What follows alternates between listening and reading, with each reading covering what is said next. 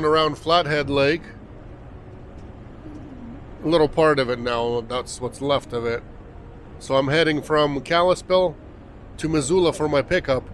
I knew about this thing even yesterday because it was yesterday. Or was it the day before?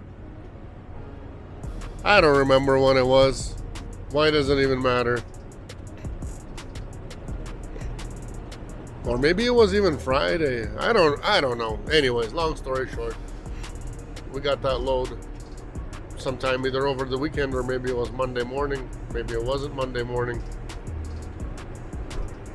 It wasn't Monday morning because, yeah, sometime either over the weekend or on Friday or I don't know what it was.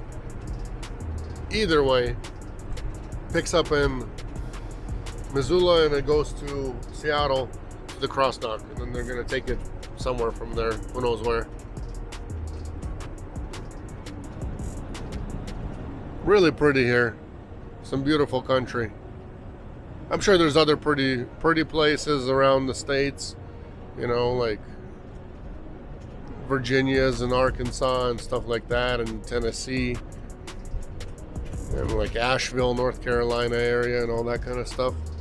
But this is what we got where we're at. So I'm heading to Missoula. I got like 90 miles left, 92 to be exact. Gonna enjoy this beautiful scenery.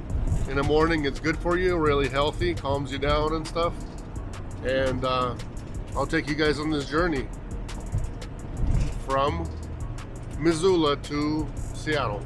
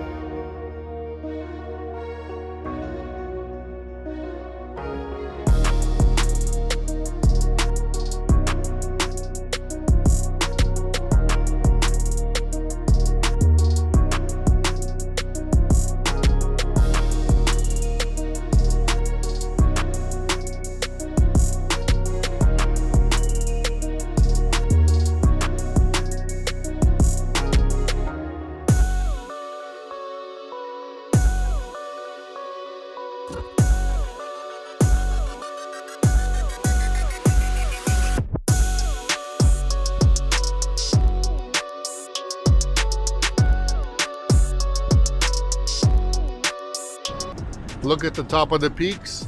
We already have snow in the mountains in Montana, so anything that's a little bit higher right now is already covered with snow. I don't know how much snow, but it's starting to look good, guys. Starting to look awesome. If you look that way to the right, I know on camera you probably won't see, but all the peaks on the right hand side and the front, they're all still same thing, covered full of snow. So these guys, they got rain down here, but obviously snow on top of the mountains.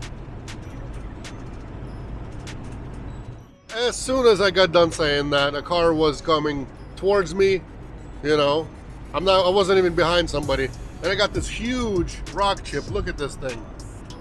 I'm sure you're looking right here. I don't know how I can show it to you better. Right here. This big old thing. On camera it looks a little smaller, but man, oh man, I didn't even ask him to do this to me. What did I do to deserve this? Look at that.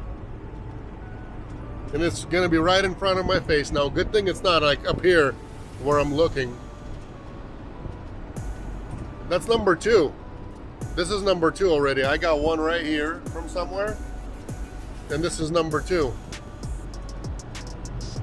I understand if I was following somebody too close or you know, closer or something like that, or somebody just pulled out of a dirt road. But this car was just head on the other side, and I got a huge rock chip like that. Man, so unfair.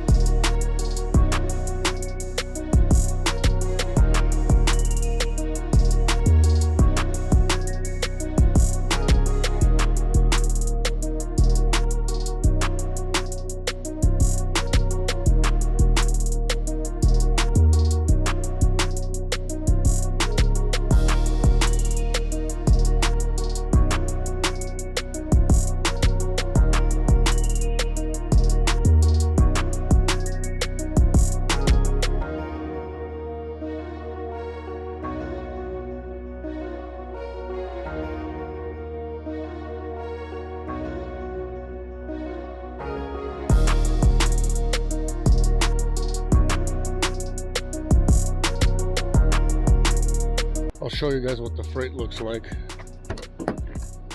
It's right there. This stuff here, just hand loaded it from the dock, and that's it.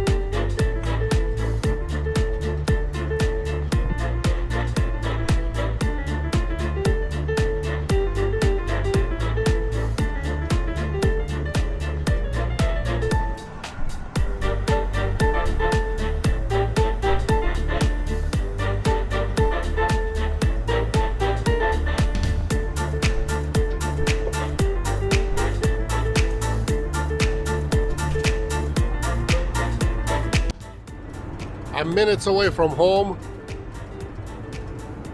The plan is I'm going to stop by home, eat. Haven't even eaten anything today except for just a little bit of veggies. And even that I did 5 minutes ago. I had a couple of those, couple celery sticks. Anyways, gonna eat, and then my tires came in yesterday, so I'm gonna go replace my tires just in case there's gonna be stuff out, stuff happening in the mountains. I'm gonna at least have good tires. That way I can, take my turns the way I'm used to taking my turns, go into my turns nice and fast, get out of them the regular way. Because the tires it's on here now from the previous owner, he had them for the summertime, and then he had winter tires, which winter tires for me are worthless. We travel, if it's above 40 degrees, those winter tires, they're not gonna last very long. So what we're doing is gonna go eat, replace some tires, come back, maybe stay home for another hour or two. I'm not sure how long it's gonna take to get the tires replaced, but I'm gonna go to a, inky dinky shop, the one that I always go to. Usually there's no line over there. Price is right. I think they charge like 13 bucks for mount and balance. Les Schwab was trying to charge me 50 last time. Left them a bad review. But yeah, if you don't buy tires from Les Schwab, they try to charge you 47 something for a mount and balance, which is just ridiculous. I'm not going there again. And then we're gonna head to delivery. About 6 o'clock, somewhere around there, I'm gonna head out towards delivery. Here's the tires I got, guys. It's not a usual brand that I buy. Trying it out. I like the design to where it's a universal design. So see how it's all cut up. Look, watch this. It's nice and soft rubber because it's siped everywhere for the most part. So siped. Stop. Yeah, you like to say hello. Say hello. So it's siped. That way it's going to be working good for snow, rain, all the good stuff. It's going to be just perfect.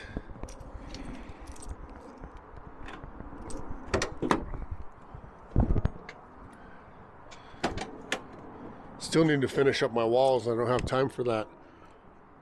I got carpet already laying waiting for me, but I never have time to put it in. On this side I need to do it, finish up over there, and just finish up this to get it looking pretty. I was planning to leave at 6 or around 6, before 6 anyway. Was supposed to be around 6. Well, it turns out now it's already 7:01.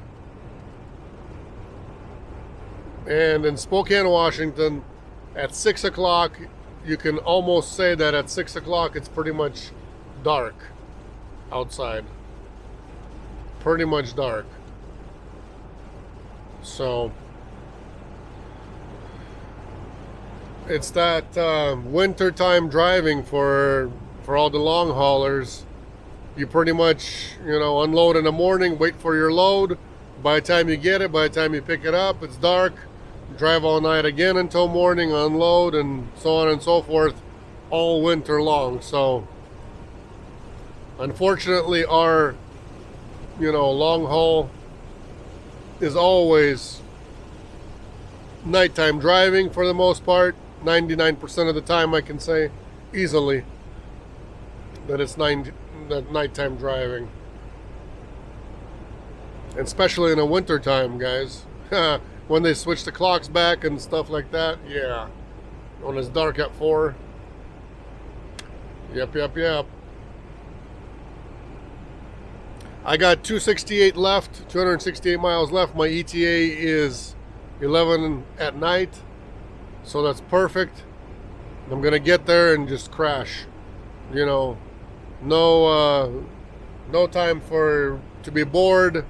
No time for any stupid thoughts or any of that kind of stuff.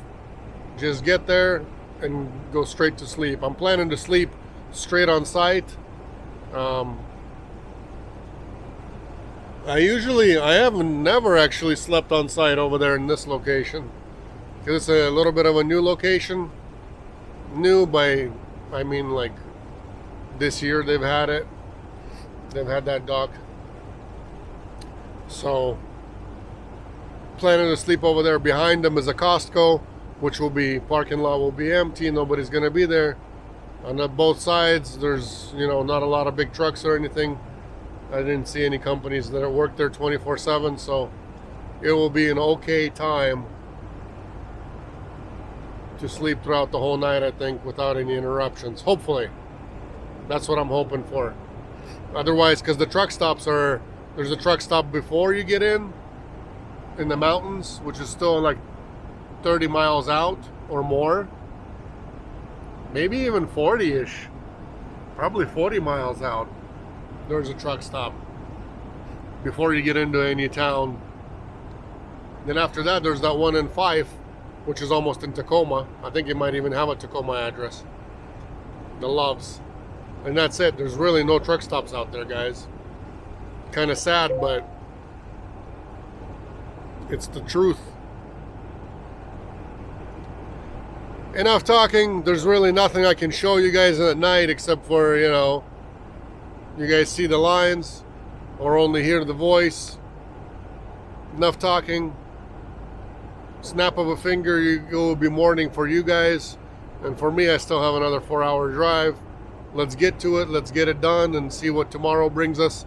Maybe I can catch a local one, or maybe I can get a load back home. We'll see. Tomorrow is Wednesday. It's somewhat of a mid-week day. Thursday and Friday is always the best day, no matter where you're at. Monday's always the worst day, no matter where you're at and which location. It's just how it is. So Thursday and Friday are always the best days to get some kind of a good load. Let's make it happen. By the way, the tires actually make the van with this wind. I got crazy wind day over here anyways, just so you guys know. It's some gusty side winds ripping through. It must be that Seattle storm coming in. So what I was gonna say is, I definitely feel a lot more stable on the road with the gusty winds with the new tires versus the cheapy summertime old ones. I bought especially siped ones, especially for the winter time, like an all-season tire that's going to be great for the winter. That's what I need. and that's what I get for myself. So if you guys live in those kind of conditions, always look for a tire that's siped, you know, that has a lot of grooves and cuts in it. Everywhere you can find it, that's going to make your tire have a lot of good traction, either in the wets, you know, in the rainy seasons, or in the snow. It's going to do both. I'm in Snoqualmie in the passes. Insane wind, insane rain here. Been a while since I've been in some rain like this. And this guy is just looking to move faster. Look at him. Hope he makes it there.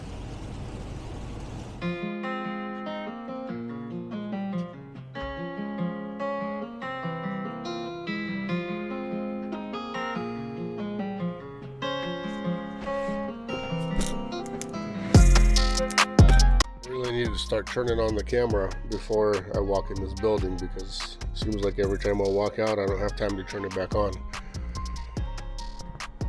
What I did was I put my freight on top of this dolly over here. I strapped the dolly in so it doesn't move, and the freight was right in the, you know, right here sitting on top.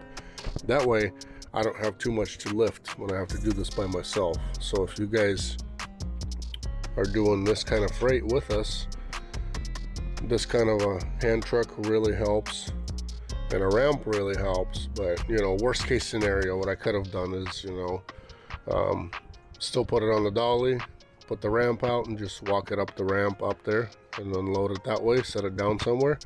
But what's the point, you know? It got complete. Next time I'm going to turn on the camera before I walk out of the van so you guys can see what's going on, because I didn't have time again to turn it on to show you guys how I unload. I mean, it's not rocket science. You just grab a side and put it on the dock and you're done. So sorry about that. So maybe some people are asking a question about, what does a driver do when he's just sitting around? When he's, you know, is he bored? What does he do? No, I'm not bored, guys. What I did is I cleaned everything up inside. Gotta still take out that trash bag. Swept the floor. Cleaned the glass inside and out. Outside I did Rain-X, because that's a very cool thing to have. It's I always use Rain-X right now, especially in the rainy season. It also helps wash the bugs away as well if you guys use it. So Rain-X is a good thing to use if you guys want to use it. Some people even put a little bit in their washer fluid tank, you know, that way it mixes with all your stuff, and when you're using washer fluid you're constantly spraying it on there. I only used it one time like that. I like to spray it on and just wipe it on. The other thing you guys can do is also at the gas station, spray it on the you know, on the stick that wipes everything. What is it called? The spot? I don't know what it's called. Doesn't matter what it's called. You guys know what I'm talking about. The squeegee. Spray it on the squeegee and wipe it on your glass. It'll work the same way. So I cleaned it inside and out. I also cleaned everything over here, wiped everything down. You know, now I'm not embarrassed to, you know, show you the dashboard and stuff like that. Sometimes it's a little embarrassing because it can get dusty. If you're eating, there's, you know, things can get down there and all that. I don't pull over to eat usually, so, you know, it's one of those things. Everything's clean, everything's shiny. We've already bid 2 loads. One was going to Missoula. It was a really long one. It was 96 long. It was 2 pieces, both of them 96 long, 48 wide, 36 tall. So it could have fit lengthwise. It would have taken my whole length, all of it. It would have been 192 exact, or I could have gotten double stacked it, but that's a little more complicated because fitting it like that, then getting it out, making sure it doesn't damage anything anywhere. So yeah, we could have fit it lengthwise. Lengthwise would have been okay. Then another load came out. It was going from Seattle Airport to Spokane direct, and we bid that one too. So far, don't have a yay or nay on both of them, so I'm still waiting. I'm gonna go hit up the dollar store. It's right over there. At the dollar store, what I want to do is I want to get one of those little brooms that's a little tiny one. That way, when I get to a gas station, I can sweep my floor out, anywhere I please, because they got one of these big ones, this taller one, but I use this and I keep it in the back under the bed, and I don't want to always get up under the bed and get it out. It's always nice to have a little one. That way you guys can sweep out your floor from underneath. You just grab it from the door and, quickly at a gas station, sweep it, and you're clean and good to go. So for now, you guys know what you need to do. It's not rocket science. Whoever hasn't subscribed yet, please subscribe to the channel. Throw a thumbs up if you like the content, or if you don't, you can do a thumbs down. However you guys want to do it, but it really helps with the development and the activity of the channel. So I would appreciate that. I do need some sushi money, preferably if I could get it, make that money from the YouTube by, within a couple weeks instead of a few months. That'd be great. That'd be great. So yeah, your guys' subscription and your guys' thumbs up, thumbs down, and comments, that makes a difference. You might think it does not. It doesn't cost you anything, but it really helps with the development of the channel and the activity of the channel. So please do that. God bless. Catch you guys on the next one. As soon as there's a next load, that's when you're gonna get the next video. I might do a video of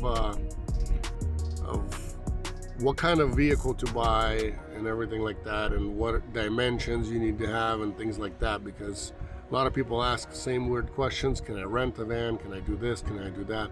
Guys, no, you can't rent a van, because a rental van, you cannot get proper insurance on it. It's going to be and if you could, it's going to cost you probably double the price.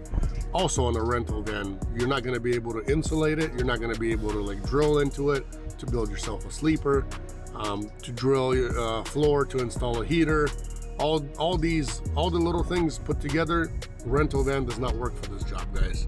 Also, a rental van, I don't take a person seriously when they're, going to be in a rental van, because first of all, rental van is a rental van. Today you're renting it, tomorrow you're not paying anything, and the next day you could just park that van somewhere at a gas station, leave it there, and fly home with the load inside of it. So that's not going to work. What kind of van you guys need to have is something that's everybody prefer at least 144 long floor space. That means you can fit 3 regular size pallets, 48 by 48.